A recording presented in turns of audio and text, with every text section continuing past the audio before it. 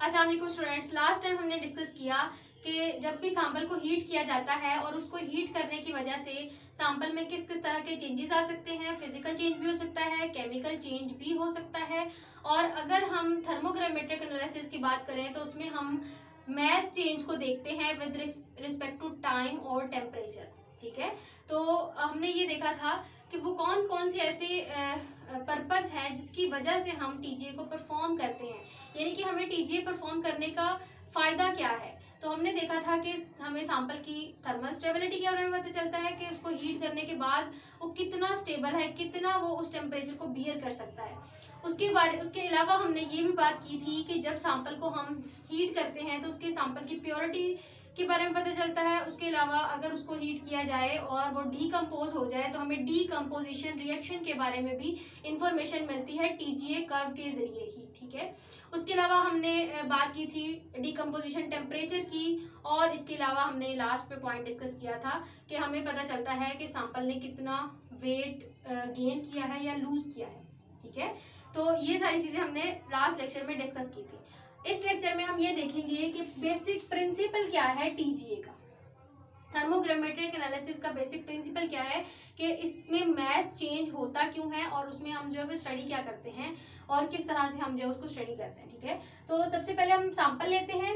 उस सैंपल को जैसे ही हीट किया जाता है, हीट करने के नतीजे में उसके मैस में चेंज आता है, और जो भी उसके मैस में चेंज आता है उसको हम मेजर करते हैं। जाहिर सी बात है मैस में चेंज आ सकता है, उस सैंपल में जो वाटर कंटेंट्स हैं मे बी वो वहां से रिमूव हो जाते हैं, वेपोराइज हो जाते हैं, उनकी वेपोरेशन हो जाती है, जिसकी वजह से पीछे बचा हुआ जो मैस होता है उसमें कमी हो जाती है, क्योंकि उसके बहुत से कंटेंट्स जो वेपोराइज हो चुके हैं या वो वोलेटाइल मतलब हीट करने की वजह से वो वोलेटाइल थे और वहां से निकल गए।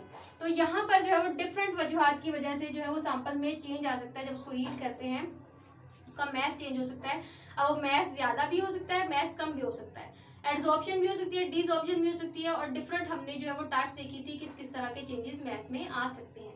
ठीक है, आज हम बात करेंगे प्रिंसिपल की। तो प्रिंसिपल में हमने ये देखा कि सैंपल को हीट किया जाता है, उसकी वजह से उसमें उसके मैस में चेंज आता है, और मैस में चेंज को हम मेजर कर लेते हैं, और फिर change in mass is recorded as a function of time and temperature. Temperature और टाइम के वर्सेज हम जो है वो मैस चेंज को स्टडी करते हैं। ठीक है, तो ये बेसिक प्रिंसिपल है हमारे पास टीजीए का। इसके बाद हमारे पास जो दो पॉसिबिलिटी है कि जब भी हम किसी सैंपल को हीट करते हैं तो उसमें किस किस तरह के रिएक्शंस हो सकते हैं। उसकी दो पॉसिबिलिटीज हैं। सबसे पहली कि रिएक्टेंट को जब हमने या किसी भी सैंपल को या एनालाइट, ये तीनों एक ही चीजें हैं, रिएक्टेंट, सैंपल या एनालाइट, आप कुछ भी कह सकते हैं। किसी भी रिएक्टेंट को जब हमने लिया, उसको लेकर हमने हीट करना शुरू किया, हीट करने के नतीजे में उसमें उसकी जो है वो प्रोडक्ट बनी, और एक जो है हमारे पास ये सॉलिड प्रोडक्ट बनी, ये आपके पास सॉलिड फॉर्म में बनी।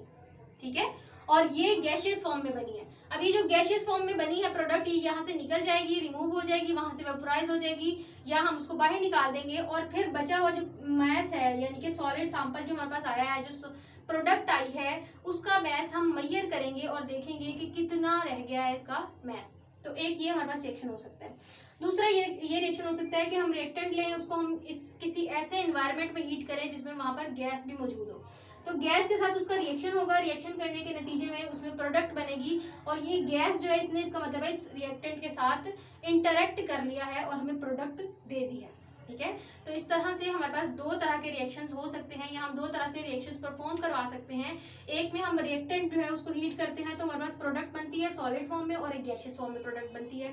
सेकंड रिएक्शन हमारे पास क्या होता है कि हम रिएक्टेंट ले रहे हैं, उसको हम ऐसे इन्वायरमेंट में हीट करा रहे हैं जहां पर गैस भी प्रेजेंट है। अब वो गैस इसके साथ इंटरेक्ट करेगी और हमें प्रोडक्ट प्रोवाइड कर देगी। तो ये डिफरेंट तरह से देखें। फिर इसमें क्या हुआ है, पहले रिएक्शन में मैस का लॉस होगा क्योंकि वहां से गैशियस प्रोडक्ट वहां से जो है रिमूव हुई है, लेकिन जो सेकंड वाला रिएक्शन है, देखिए इसमें कि गैस इस पे एब्जॉर्ब हुई है या इसके साथ रिएक्शन किया है, तो एज अ रिजल्ट हमारे पास जो वेट है या जो मैस है उसमें इजाफा होगा। ठीक है, तो ये हमारे पास कुछ बेसिक प्रिंसिपल था टीजीए का। Thank you students. Last time हमने देखा कि टीजीए क्या होता है और टीजीए हमें किस तरह की इंफॉर्मेशन प्रोवाइड कर सकता है, इसका बेसिक प्रिंसिपल क्या है, और किस किस तरह के रिएक्शंस हो सकते हैं, मैथ्स में किस तरह से गेन और लॉस हो सकता है। ठीक है, तो आज हम बात करेंगे टीजीए कर्व की। जिसे हम कह सकते हैं थर्मोग्रामेट्रिक कर्व, या हम इसको थर्मोग्राम का नाम भी देते हैं। अब हम ये देखेंगे कि थर्मोग्राम या थर्मोग्रामेट्रिक कर्व से हमें कौन सी इन्फॉर्मेशन, बेसिक हमारा मकसद जो है वो इन्फॉर्मेशन ही है, तो वो इन्फॉर्मेशन हमें ग्राफ से मिलती है। और सबसे पहले हम ये देखेंगे कि ग्राफ क्या होता है, और उसके बाद हम ये देखेंगे कि उस ग्राफ से हमें इन्फॉर्मेशन क्या मिलती है सैंपल से रिलेटेड। ठीक है, तो अगर हम ड्रॉ करें ग्राफ, जो ग्राफ हम ड्रॉ करेंगे वो टेम्परेचर और उसके अलावा हम टाइम के अगेंस्ट भी कर सकते हैं। टेम्परेचर या टाइम को हम लेंगे एक्स एक्सिस पे, और मैस चेंज को हम जिसको स्टडी कर रहे हैं इसको हम वाई एक्सिस पे लेंगे। ठीक है, तो जब रिएक्शन होता है, जब हम सैंपल को हीट करते हैं, तो उसके रिजल्ट में हमारे पास कुछ इस तरह का कर्व सामने आता है। ठीक है, इसमें ये पार्ट है ए प्राइम, ये बी और बी प्राइम। ठीक है, ये हमारे पास जो है वो टीजीए कर्व या थर्मोग्राम। अब इसमें से इंफॉर्मेशन हमें क्या मिलती है कि हमने टेम्परेचर को लिया है एक्स एक्सिस पे और मैस चेंज को लिया है वाई एक्सिस पे, क्योंकि टेम्परेचर हमारे पास इंडिपेंडेंट वेरिएबल है और जो मैस चेंज है वो डिपेंडेंट वेरिएबल है। हमने टेम्परेचर या टाइम के लिहाज से मैस में चेंज को स्टडी करना है। अब यहाँ पर इस ग्राफ से जो सबसे पहली इंफॉर्मेशन हमें मिलती है, देखें ये जो लाइन है ग्राफ की ये हॉरिजॉन्टल है। हॉरिजॉन्टल लाइन ग्राफ में हमें क्या शो करती है कि मैस जो है उसमें कोई चेंज नहीं आ रहा, जैसे जैसे हम टेम्परेचर को इंक्रीज कर रहे हैं। कब तक चेंज नहीं आ रहा, यहाँ तक टेम्परेचर इंक्रीज करते करते मैस कांस्टेंट है। सपोज करें मैस यहाँ पे 100% है या 100 ग्राम है, ये जिस भी यूनिट में हम उसको ले रहे हैं वो 100 है। और इसके बाद जैसे जैसे हम इसको हीट करते देखें, इस पॉइंट पर देखें तो टेम्परेचर जो है वो T1 कह लें इसको। इसके बाद नेक्स्ट देखें, इस टेम्परेचर पर ये टेम्परेचर T2 है, लेकिन मैस में कोई चेंज नहीं आ रहा। जब पहुंचेगा ये वाला पॉइंट, यहाँ पर आकर मैस में सडन चेंज आएगा और इसी टेम्परेचर को हम कहेंगे कि ये डीकम्पोजिशन टेम्परेचर है। ठीक है, तो अभी हम बात कर रहे हैं हॉरिजॉन्टल लाइन की। तो ग्राफ में हॉरिजॉन्टल लाइन हमें ये इंडिकेट करती है कि सैंपल की थर्मल स्टेबिलिटी क्या है। हम उसको हीट करते जा रहे हैं, हीट करने के नतीजे में उसके मैस में कोई चेंज नहीं आ रहा, इसका मतलब है वो स्टेबल है इस टेम्परेचर पर। वो T1 पर भी स्टेबल था, वो T2 पर भी स्टेबल है। और हम कह सकते हैं कि जो हॉरिजॉन्टल लाइन है ग्राफ में, ये हमें सैंपल की थर्मल स्टेबिलिटी के बारे में इंफॉर्मेशन प्रोवाइड करती है। ठीक है, उसके बाद ग्राफ का जो नेक्स्ट पार्ट है वो एक तकरीबन एक वर्टिकल लाइन है हमारे पास। अब ये वर्टिकल लाइन हमें किस बारे में इंफॉर्मेशन देती है, ये हमें ये बताती है कि सैंपल का जो मैस है उसमें चेंज कितना आ रहा है। देखें, अब सडनली जैसे ये टेम्परेचर आया, इस टेम्परेचर पर आने के बाद मैस में चेंज आना शुरू हो गया, मैस में डिक्रीज आ गया। तो ये जो आपके पास वर्टिकल लाइन है ये हमें मैस लॉस के बारे में बताती है कि मैस में कितना चेंज आ रहा है, या हमें बताती है कि एनालाइट की कंसंट्रेशन कितनी रह रही है पीछे जब उसके मैस में चेंज आ रहा है। ठीक है, उसके बाद एक पॉइंट आता है, फिर से जिस चीज ने यहां से रिमूव होना होता है। सपोज करें ए मेरा एनालाइट है, इसको मैंने हीट करना शुरू किया। हीट करने के नतीजे में अभी मैंने हीट कर रही हूँ लेकिन इसमें डीकम्पोजिशन नहीं हो रही, लेकिन जैसे जैसे मैं इसका टेम्परेचर इंक्रीज करूंगी, एक टेम्परेचर ऐसा आएगा जिसमें कि ये इसकी डीकम्पोजिशन हो जाएगी और ये B+C में कन्वर्ट हो जाएगा। C सपोज करें गैस थी, वो वहां से रिमूव हो गई, B जो था वो बचा हुआ रह गया यहाँ तक। तो इसका मतलब है जितना चेंज आना था वो इस हॉरिजॉन्टल लाइन में आ चुका है। अब दोबारा से जो B प्रोडक्ट बनी है इसकी थर्मल स्टेबिलिटी को हम चेक करेंगे। तो ये जो लाइन है ये इस B के लिए है। पहली वाली जो हॉरिजॉन्टल लाइन थी वो A की थर्मल स्टेबिलिटी के बारे में बताती थी। जो ये वाली लाइन है ये B की थर्मल स्टेबिलिटी के बारे में बताएगी और हमें बताएगी कि कितने टेम्परेचर तक ये स्टेबल रह सकता है और ये डिकम्पोज नहीं होगा। ठीक है, तो अगर हम बात करें इस वाले टेम्परेचर की, इसको हम कहते हैं T1। ठीक है, या आप इसको T ईटा से भी शो कर सकते हैं, इसको हम कहते हैं ट्रांजिशन टेम्परेचर। उसके बाद ये जो हमारे पास होता है जिस पर कि कंप्लीट डीकम्पोजिशन हो जाती है, जितना मैस में चेंज आना है आ जाता है, उस टेम्परेचर को हम कहते हैं TF। ठीक है, इसको आप T ईटा से या TI शो कर ले। ये आपके पास TI है, इनिशियल टेम्परेचर जिसपे कि मैस में चेंज आना शुरू हुआ है और ये हमारे पास फाइनल टेम्परेचर है जिसमें कि कंप्लीट जितना मैस में चेंज आना था वो आ चुका है, अब इससे ज़्यादा मैस में चेंज नहीं आएगा। ठीक है, तो उसके बाद ये तो हमने दो टर्म्स डिस्कस कर ली, TI एंड TF। यहाँ पर एक टर्म होती है जिसको हम कहते हैं procedural decomposition temperature. Procedural decomposition temperature क्या होता है? प्रोसीजरल डीकम्पोजिशन टेम्परेचर ऐसा टेम्परेचर होता है जो कि हमें बताता है कि वो कम से कम टेम्परेचर जिस पर कर मैस में चेंज आ जाता है और उस मैस में चेंज को बैलेंस स्टडी कर लेता है, उसको हम कहते हैं प्रोसीजरल डीकम्पोजिशन टेम्परेचर। मतलब कि मैस में चेंज आना तो पहले से ही शुरू हो जाता है, लेकिन इतना चेंज आया कि वो बैलेंस उसको मेजर कर सके, उस टेम्परेचर को हम कहते हैं प्रोसीजरल डीकम्पोजिशन टेम्परेचर।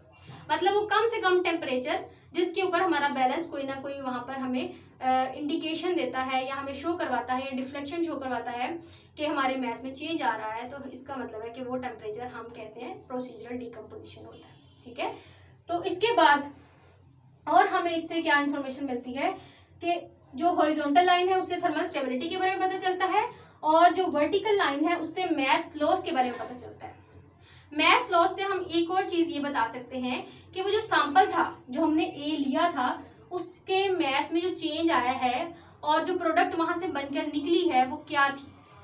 मतलब हमें सैंपल की कंपोजिशन के बारे में भी इंफॉर्मेशन मिल जाती है TGA कर्व के जरिए। ठीक है, तो इस तरह से हम बहुत सारे जो इंजीनियर्स हैं या इनऑर्गेनिक केमिस्ट हैं उनके लिए ये इंफॉर्मेशन बहुत ज़्यादा फायदेमंद होती है। जैसे कि सपोज करें आपके पास कोई इंजीनियर है, इंजीनियर जो बिल्डिंग्स वगैरह अगर उन्होंने कोई बिल्डिंग्स वगैरह बनाने के लिए मटेरियल चूज करना है तो ये देखेंगे कि ऐसा मटेरियल हो जिसकी थर्मल स्टेबिलिटी अच्छी हो, उस पर हीट का इतना ज़्यादा इफेक्ट ना हो। तो इसका मतलब है कि फिर वो उस मटेरियल के ऊपर जो है वो थर्मोग्रामेट्रिक एनालिसिस परफॉर्म करेंगे और देखेंगे कि उसकी थर्मल स्टेबिलिटी कैसी है और फिर उसको यूज़ करेंगे। ठीक है, इसी तरह इनऑर्गेनिक केमिस्ट के लिए क्यों ये इंपॉर्टेंट है टेक्निक, क्योंकि वो इस टेक्निक से ये पता लगाते हैं कि किसी भी सैंपल की कंपोजिशन क्या है, वो किन किन कंपोनेंट से मिलकर बना है। तो ये कुछ इन्फॉर्मेशन हमें जो है वो TGA कर्व से मिलती है। Thank you students. अब हम बात कर लेते हैं थर्मल एनालिसिस की टाइप्स की या थर्मोग्रामेट्रिक एनालिसिस की टाइप्स की। तो सबसे पहली टाइप आ जाती है हमारे पास आइसोथर्मल TGA, सेकंड वन आ जाती है क्वासिस्टैटिक TGA और थर्ड वन आ जाती है डायनेमिक TGA। सबसे पहले बात कर लेते हैं आइसोथर्मल TGA की। आइसोथर्मल TGA की अगर हम बात करें तो आइसो का मतलब होता है सेम और थर्मल का मतलब होता है हीट। सेम हीट मतलब कि इस थर्मोग्रामेट्रिक एनालिसिस में हम क्या करते हैं कि टेम्परेचर को चेंज नहीं करते, हम अपने सैंपल को एक कांस्टेंट टेम्परेचर प्रोवाइड करते हैं और उस कांस्टेंट टेम्परेचर पर हम फिर मैस चेंज को स्टडी करते हैं। ठीक है, हम पूरे एक्सपेरिमेंट में एक ही टेम्परेचर रखते हैं और उस टेम्परेचर की मदद से हम देखते हैं कि सैंपल में क्या चेंजेस आ रहे हैं। ठीक है, तो उसका ग्राफ किस तरह से हो सकता है, फिर हमारे पास सपोज करें इस तरह का हमारे पास ये किसी टेम्परेचर 1 पे हुआ है, ये टेम्परेचर 2 पे हुआ है और ये टेम्परेचर 3 पे हुआ है। तो ये 3 ग्राफ मैंने ड्रॉ किए हैं। ये जो एक्सपेरिमेंट हमने परफॉर्म किया ये एक ही टेम्परेचर पे किया और इसमें जो मैस में चेंज आया है वो किस तरह का आया है ये देखें ग्राफ में हमें ड्रॉ कर सकते हैं इस तरह से।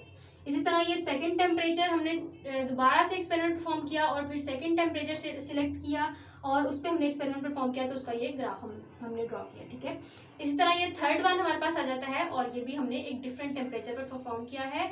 तो आइसोथर्मल TGA का मतलब है कि हम पूरे एक्सपेरिमेंट में टेम्परेचर को सेम रखते हैं, चेंज नहीं करते। और अगर टेम्परेचर को चेंज नहीं करते तो फिर हम किसके अगेंस्ट जो है वो ग्राफ को ड्रॉ करते हैं, हम ग्राफ ड्रॉ करते हैं टाइम के against, time versus delta M mass. ठीक है, तो हम यहाँ पर जो है वो टाइम वर्सेस डेल्टा एम मतलब मैस चेंज के वर्सेस जो है वो ग्राफ को ड्रॉ करते हैं और टेम्परेचर को चेंज नहीं करते। उसके बाद सेकेंड वन आ जाती है क्वासिस्टैटिक TGA। क्वासिस्टैटिक TGA का मतलब होता है कि हम टेम्परेचर को इंक्रीज तो करते हैं लेकिन किसी एक टेम्परेचर को सेट करते हैं और उसको हम कुछ वक्फे के लिए या कुछ इंटरवल के लिए वही टेम्परेचर सेट रहने देते हैं। उसके बाद फिर हम जैसे ही उसमें कुछ चेंज आता है हम टेम्परेचर को फिर चेंज करते हैं। जैसे कि ग्राफ से हम इसको समझते हैं, सपोज करें ये ग्राफ है इसमें हमने ये आपका जो है वो कर्व है।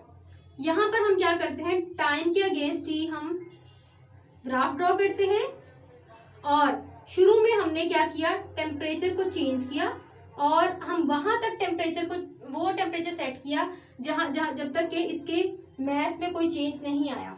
जैसे ही मैस में चेंज आया हमने टेम्परेचर को फिर से चेंज कर दिया।